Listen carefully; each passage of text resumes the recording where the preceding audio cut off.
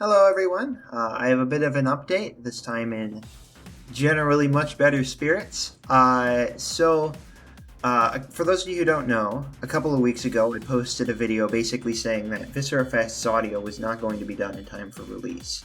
I believe at the time we were missing upwards of 150 sounds, and a lot of these sounds were story related, and including we didn't have any sound for the cutscenes, we didn't have any sounds for or we were missing story dialogue that needed audio processing. There's a whole bunch of stuff that was really important stuff that was missing from the game. And also a quick clarification on that, because a lot of people were confused. It's not that we didn't have placeholder content for a lot of those sounds. In particular, like enemies had placeholder audio, and doors and stuff in Chapter 3 had placeholder audio. The problem is that all of it felt very weird and janky, and just was not pleasant to experience. So, the fact that we had audio didn't really matter, because it felt bad. When a big spooky monster is making goofy little alien noises, it doesn't really gel well. But regardless, none of that matters now, because immediately after posting that video, a ton of folks reached out to us in order to help us finish the game's sound. In particular, I've got to shout out Jason, the lead developer of Cultic, Mothership Loudspeakers, who is the lead developer on Texnoplasm, Kurzoden, who is a developer on the game Relentless Frontier, and Matawar, who's one of our community members. Because of them, about 2 weeks after posting that video, almost all of the game's audio was done. And as of today, April 9th, which is 5 days out from the game's release, I think it was 2 days ago, Marky finally got us the last story and cutscene sounds that we needed in order to finish everything off. And so because of that, almost all of the audio for Viscerafest is now done.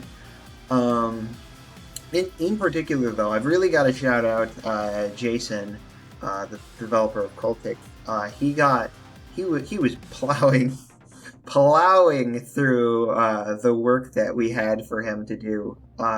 He got so much done in such a short amount of time that I could not keep up with him.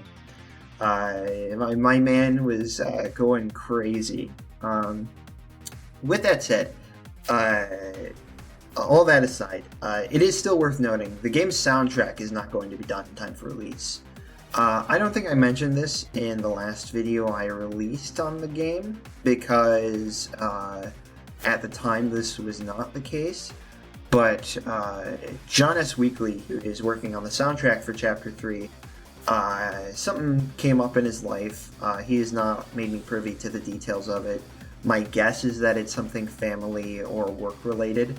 But for whatever reason, he hasn't been able to work on the game for the last several weeks. And because of that, the soundtrack isn't going to be ready in time.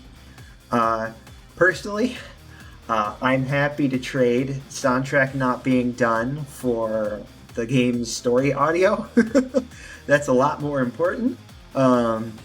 So I'm not going to shed tears over the fact that that's not done. It's certainly not preferable, as there are a number of in-game story moments that aren't going to hit as hard as they would have if we had the music.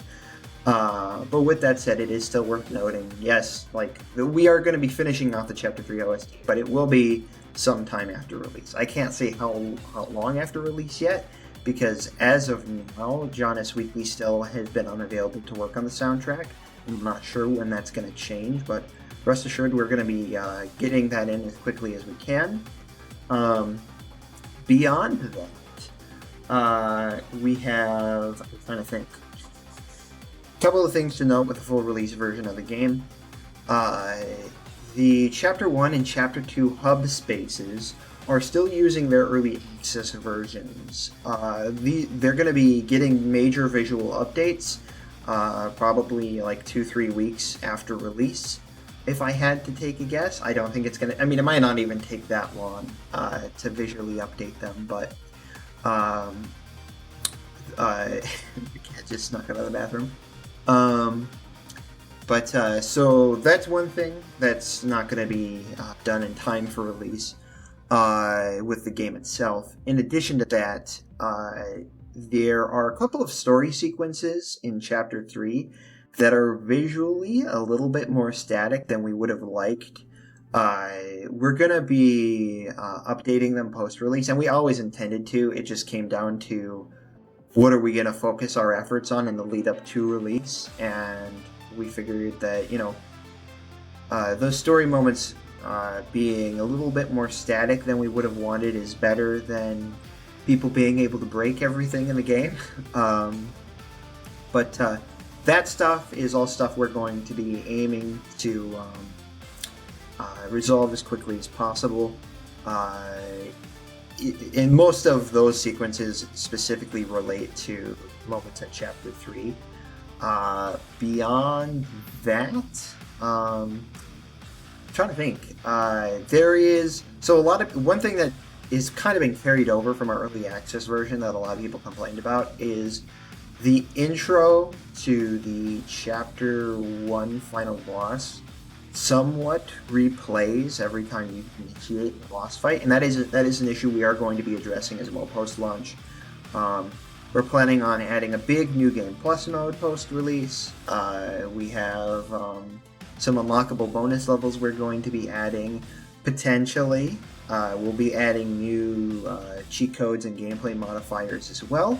And a bunch of other stuff. But for the most part, I'm hoping, fingers crossed, I think the release version looks like it's in pretty good shape. There might be some audio mixing issues just because of how rushed we were in implementing some of the new audio.